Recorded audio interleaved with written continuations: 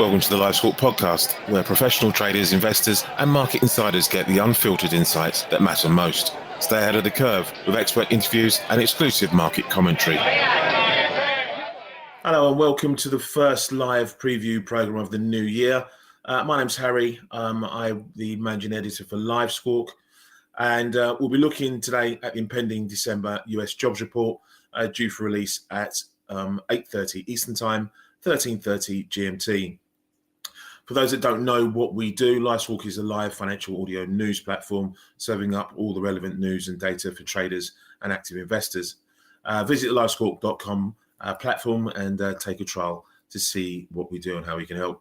We'll be covering today's non-farm payroll live as it's released from the Bureau of Labour Statistics at, as I said, 8:30 Eastern Time, 1:30 GMT. I'll be joined today by regular guest Jamie Dutcher of PIQ, a fully customizable and free-to-access aggregation platform providing information for traders, and also by Chris Stadley, Live Squawk contributor and the author of the new Live Squawk Commodity Corner newsletter that will be launching in the very near future. There is a preview out there for today's WASDA and USDA report that Chris has written, and we've got together a little table and stuff like that, but that's for another time. We'll come back to that probably near the end of the program. We really want to focus on all things North America. There is Canadian data, labour data out today as well, which we'll look at. So we'll put that with that in mind. Just to do the quick disclaimer, the content provided on this channel is for the informational and educational purposes only. Live Squawk is not a licensed financial advisor, nor am I guess, and none of the information shared should be considered as financial, investment, or trading advice. Please conduct your own research, consider your own financial objectives, and consult a qualified financial professional before making any investment decisions. Investing in trading in financial markets can carry risks, and past performance is no indication of future results. I am not responsible for any losses, or Live Squawk is not responsible for any losses. None of my guests are, or gains that may result from following the content on this channel. Now that's out of the way. As I said, I want to introduce my two guests, Chris and Jamie. Welcome to the show. First of the new year. Thanks, Harry. Thank you very much, Harry, for having me on. Great to be here. Awesome. And yeah, we really are looking today at the non-farm payrolls and what to expect basically from that. Now I do have some graphics somewhere if they pull up, because it's all being covered up at the moment. Anyway, I'll go through what we're looking for from today anyway. So yeah, the headline number, we're looking for 165,000 jobs according to the consensus. The unemployment rate is expected at 4.2%, and we're looking at average hourly earnings, the other main feature I think in this report, 0.3% on the month-over-month, 4% on the year-over-year. With varied responses from the main banks that we've seen. The likes of Citigroup are looking for 120,000, Goldman Sachs looking for 125, up to SocGen, Societe Generale, which is looking for 190,000 and a 4.2% unemployment rate. The likes of Oxford Economics and UBS also on the high end of that range as well. We've got the graphic up on the website and on our X platform as well for those who want to have a look at the ranges there.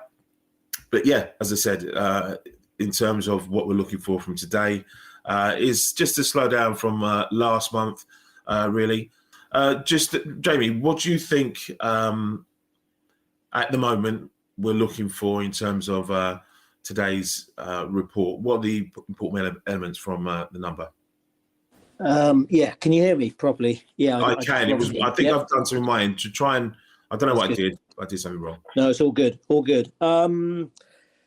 Yeah, main points apart from probably what you've just run through with the numbers, I guess. Just for some, I don't know whether you ran through the averages. So the average through 2024 was 180, and the last 4 months 150. Just for some reference, I guess. And if we get an inline print, that would be actually the lowest annual jobs gained since 2019, saving 2022 in the pandemic. For me, I guess, well, also deviations from actual prints are narrowing now. So sort of pandemic is no longer distorting some of the predictions, is probably interesting to note. But otherwise, might be quite a dull market reaction, really, you'd think, with so much else going on, right? Obviously, with the bond markets moving, with a hawkish Fed, and of course, Trump incoming. And you just have to look at pricing for the next however many months, probably till May. But January, there's virtually nothing priced in for the FOMC. March, 10 or 11 bips. May, even, I think that only gets up to around 54% of chance of a move. So I think that kind of sums it up, which means we need a big deviation from consensus to get any major move. And even then, I would say, judging from the last couple of reports, or 2 or 3 reports actually, sort of dollar demand has been strong. So any sort of sell-off is very minimal, short-lived, and it kind of resumes within sort of half an hour or so by all accounts. The dollar dips, so and then dollar buying and dollar pushes higher. So we're in that sort of frame of mind. We're in the hawkish sort of Fed frame of mind. Which may be too much for some, probably too much for me, to be honest, with sort of 43 basis points priced in for the whole of the year. I think, there is some room there, but obviously, we're very, everyone's very bullish, US exceptionalism, and the dollar and stocks as well, of course. So I'm kind of very wary of that, to be honest. And I see the sort of arguments with Trump as well, even more two-sided than probably everybody's thinking as we get closer to the January 20th. Well, we'll come on to the Trump of course. the dynamic very shortly. But Chris, in terms of, and I know you look more at the commodity sector and asset classes. From your perspective for today's number, is this simply just one of those sort of fillers for this month, and we'll have bigger and more important jobs reports to come in the months ahead? I do agree with everything that Jamie said on that. I think this will be traded, pretty darn quickly. And also, there's been some chatter that this report could, dictate Fed interest rate policy over the next several months. I think there is a grain of truth to that, but I think, their inflation expectations, and this kind of leads back into commodities, is a bigger concern. So, you mentioned bond yields. Bond yields are spiking again this morning. The 10-year is sitting at roughly 4.7%. That's the highest since April of last year. Crude oil spiking over $2 again, on Iranian sanctions and some other things. So, I don't know if you want me to dive into Trump right now, but I'll go ahead and tackle that. There's been a lot of chatter and, fears and what have you about, the tariff situation, what's going to happen when he takes office in 10 days. That's a bigger concern to me than just this one report. And obviously that's going to dictate Fed interest rate policy over the next several months. So there's a lot of moving parts to say the least. So it may be a bit too early to grapple it in all in one go. I'll give you a bit, both of you, for your benefits, something that we've got from Goldman Sachs here, speaking about yesterday's closure to markets, and yes, fixed income, they say, is making everyone else nervous. Not so much that the yields are going higher, but it's the speed with which yields are moving, which generally worries equity markets and gets everyone a little bit worried. And as I said, they're typically, this is from Ryan Hammond, I think, of the interest rates team. They say US equities are typically able to digest gradual increases in bond yields. However, when bond yields are rising sharply, e.g. by more than 2 standard deviations in a month, equities typically sell off 2 standard deviations, as in the other day, some 60 basis points. And it's especially true when the move is led by real yields. So there is the worry about the growth aspects now, I guess, and maybe some of that reappearance of inflationary pressures. We also heard from a number of Fed officials yesterday, and they appeared comfortable with a wait-and-see policy for the time being. So if we go on to, again, the implications for the Fed then, and their meeting, I think it's the end of this month, I think the meeting.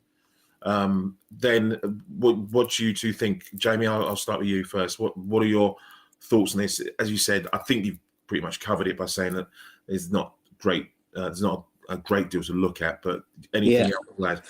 Yeah, they're on the 29th, I think, so right at the end, aren't they? End of the month, ECB the day after, and Bank of Japan the week before. For the Fed, like you just said, they are, I think Powell said, the labour market is cooling in a way that, is not raising concerns for them. I think you've had a lot of speakers saying very similar. I think Daly was happy with the sort of balance of the labour market, Barkin pretty optimistic, and Waller sort of same thing as well. So for the Fed, I think as long as things, the economy, the labour market is still fairly solid, then they can still be fairly cautious in their next steps, I guess. And we're all waiting for 10 days' time, really, and some flesh on tariffs, really, is the main thing. And we've seen that from the minutes where, they've got the kind of new phase of this monetary policy that we're talking about now. But, that's wholly dependent on what happens, post, Trump 2.0, really. Not too much to add for the Fed just because they're waiting as much as we are. I guess, they signaled two rate cuts for this year, which was a surprise, obviously, in December. Most expected 3. But again, I go back to like this time last year, I think it was, where we expected how many? 8 cuts? Yeah. Something like that. Then we went down to 4. Then we went down to 1. Now we're back to 2, and it sort of went everywhere in between that. I think the last time I was on, I think we talked about what we thought would happen from September. And I said, I think there would be 2 rate cuts, and you were slightly less convinced and thought they might pause December, if I'm not I'm not wrong. Yeah. And I think, that kind of sums it up, and kind of what I was saying with their predictions and dot plot, 12 months and beyond is fairly, is not that accurate, should we say. So, I certainly, I'm fairly wary of, as I say, and I'm thinking the argument is more two-sided. Absolutely. Listen, from my perspective, and we'll get Christian on this as well, it just goes to show you really that the bank estimates, and just it's like pinning a tail on the donkey when you're blindfolded. It's going to be even harder this year with the Trump administration coming in. Look, every administration brings with it complexities. I just think it gets some added complexities with Trump and the added bonus of Musk as well in the mix this time around as well. So. I would add, Harry. I think you're absolutely spot on, and generally the job market is cooling, and that remains a big story. But then this sharp move in higher sort of long-dated Treasury yields that will push up consumer and corporate borrowing costs. And I think, especially with the UK as well, market possibly kind of underestimating that, and the fact that it feeds through to growth and inflation by, of course, tightening financial conditions, and then, the impact that will have potentially, as well as the dollar, of course. That's a 2-year trade-weighted high. I did see that inflation adjusted is, I didn't realise actually, at levels comparative to 1985, and we know what happened then. So, possibly that will act as well as a brake on the economy. We'll see. Yeah, Chris? Sorry, it took me a second to get off of mute there. Yeah, I was just pulling the CPI numbers just to double check that. Right now it sits at about 2.7%. And, you mentioned some of the Fed speakers over the past week or so. Basically, all of them in all these different interviews have said that, there's still a lot of work to get inflation down to 2%. So I think that will keep a cap keep interest rates elevated, quote unquote, the 2% or some of the 2 cuts that they might do this year. Who knows when they're going to happen, because there's already, according to the CME FedWatch website, they're predicting, or there's a 95% probability that they're going to leave interest rates unchanged at this meeting at the end of the month. So, it'll be interesting to see how Fed policy evolves over the next several months, especially, if inflation stays elevated like it is right now, and we're seeing this again, across a lot of commodities like crude oil and et cetera. So. Yeah, fair enough. So we kind of covered some of Trump anyway in terms of our conversations, but just the knock-on effects that the tariffs will have, and just how much harder that's going to make policy action for officials, I guess. Where do you guys see? I mean, look, emerging markets, for example. Just looking at just what the banks are saying about the knock-on effects here. They've entered a correctionary period on Thursday, and it's said to have been as a result of a month-long rout brought on by uncertainty over US policy and China's growth prospects. China is another basket case we haven't even really touched upon yet, and the difficulties they have at the moment trying to lift activity. You've got, and this is notes from banks, strained pension system that's apparently in danger of running out of money in a decade, which is another new threat to young employed people in the country. We've touched upon the commodity situation. We've seen a rise in both base and precious metals like copper and silver over the last few days as well. There's a number of effects that we're seeing extraneously. I mean, I've got a Barclays note here that says sectoral tariffs are a powerful instrument against trade redirection with important FX spillovers to countries with high export similarities to China. And Barclays says it continues to recommend shorts in the yuan, longs in the dollar, Mexico, and shorts in euro Swiss.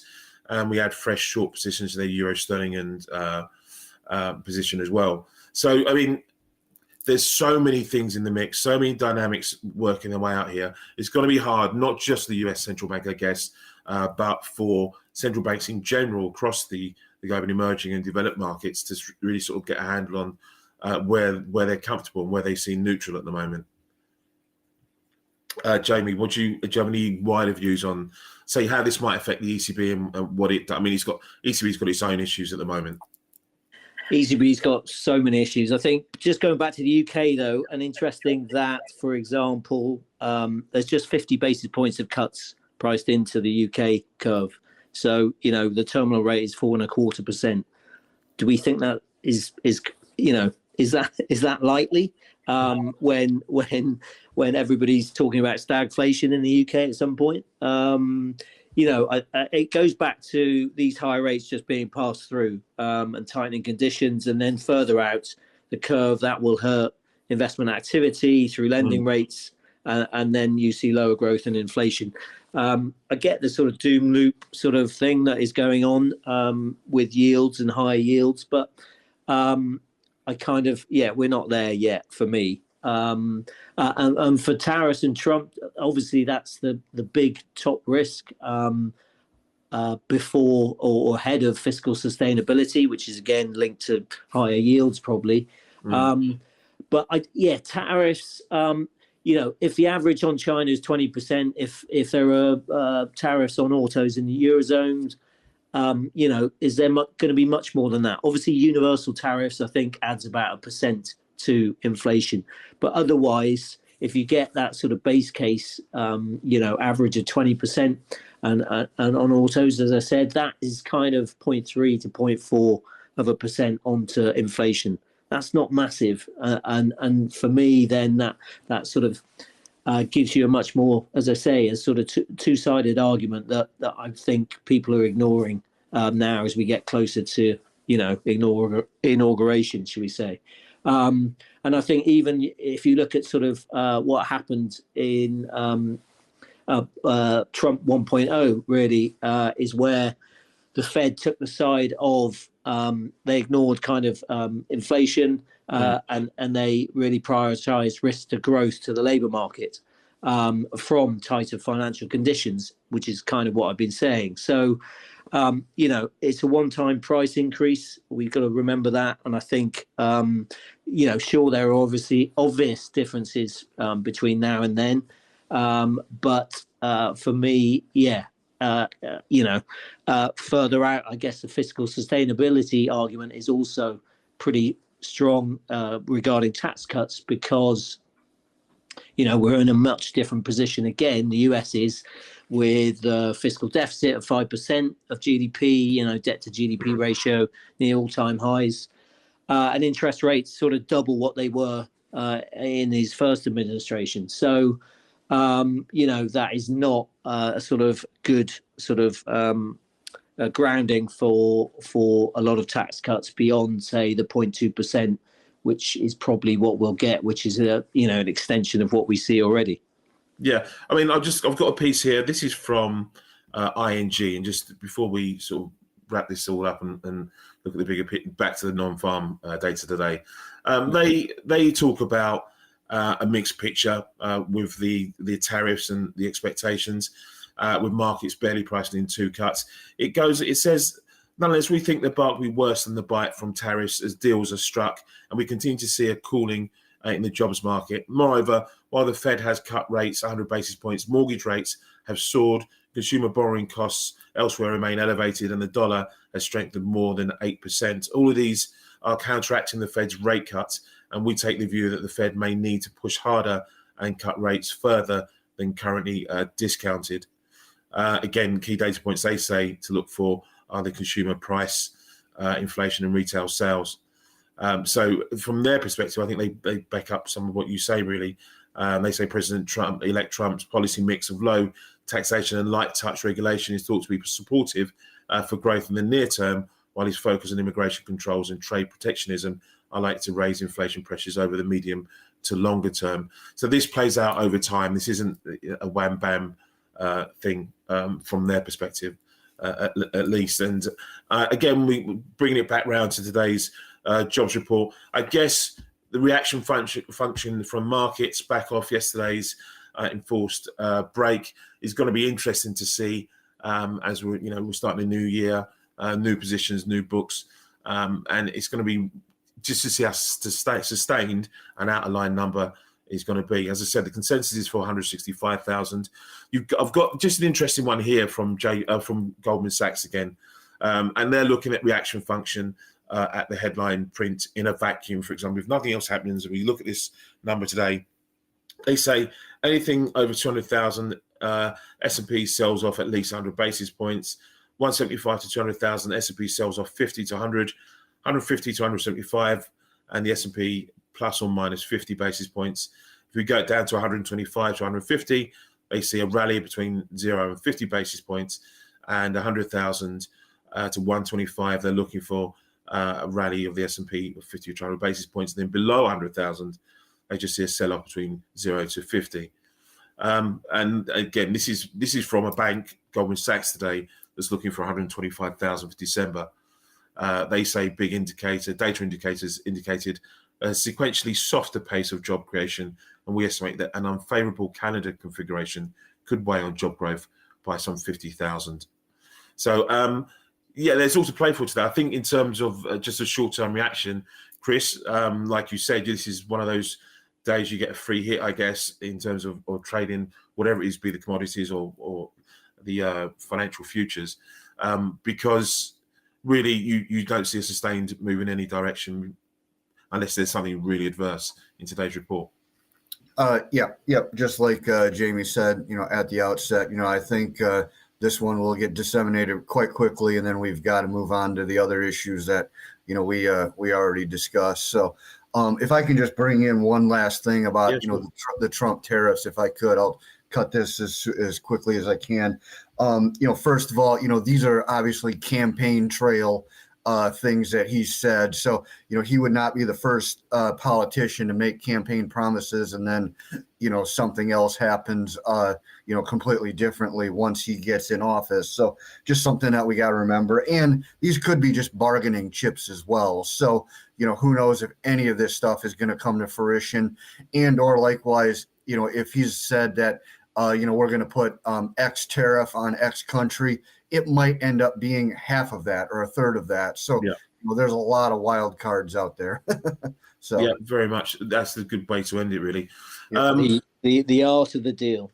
It's the art. Yeah, exactly right. And we've still got to see that play out, really, and just how stubborn some of his adversaries want to be with him. Look, he's got. This is his last term in government. He can go all hell for leather with this, but he doesn't want to be responsible. He wants a legacy. I've said this before as well. I think he wants a legacy where he's seen as one of those presidents that got stuff done, and it'll be interesting to see how he goes about bringing about that legacy over the next 4 years. Just to go back then, and just to I want to quickly just go over the numbers for today, in case anyone missed it at the start because I pressed the wrong button. But so non-farm payroll seen 165,000 from 227,000 last week. Private payroll seen at 140,000 versus 194. Manufacturing expected to add 5,000 jobs after 22,000 gain in November. Average hourly earnings seen up 0.3. That's a tenth below last month. Year over year, 4% would leave it on hold, unchanged from last month. And then we're looking at weekly hours, all employees, 34.3 from 34.3. As I said, the unemployment rate seen expected at 4.2% with participation rate at 62.5%, unchanged as well. We do have Canadian data, and with everything, we haven't touched on Canada and the political, I wouldn't call it turmoil as such. This was coming in a long way off, but President Trudeau's stepping down and everything that's now ensues from that. We can probably do that in another program on its own. But we do have Canadian Labour data out. We're looking for a gain of 25,000 after 15,500 job gains last month. Unemployment rate seen at 6.9% in December, up from 6.8%. And we're looking at hourly wage rate for permanent employees, 3.8%, which would take it a tick down from 3.9% last time round. So a lot of information, again, a lot of stuff to churn through. But ultimately, I guess what you two as guests are saying is that treat it for what it is on the day, because there's a whole heap of stuff coming down the line over the next few weeks to really take us in any particular direction. So it's, I think a busy start to the year, which is what we want. We want a bit of volatility, want a bit of movement out the markets to give those intraday traders a bit more of an edge and bring it on, I guess. Guys, thank you very much for taking part. It's always good to have your input, and we'll have you on again over the course of the year. Thanks, Harry. Thank you, Harry. All the best. Brilliant. Yeah. Thank you very much. And just a final reminder, try out livesquawk.com. You can go to the website and take out a trial for those that want up to the second aggregated financial news. We're the place to be. Trial a week-long trial, and just see if it suits your needs. But thank you for listening. This will be up on the social media platforms for you to take in ahead of the number. The number is out in we got 45 minutes before the data release there as well. And keep an eye out, as I said, for Live Squawk's Commodity Corner, a focused look at all things commodity related with weekly newsletters out for that from Chris Studley as well. So thank you again, and Happy New Year and happy trading. Thanks for tuning into the Live Squawk podcast. Your edge in the market starts here. Subscribe now.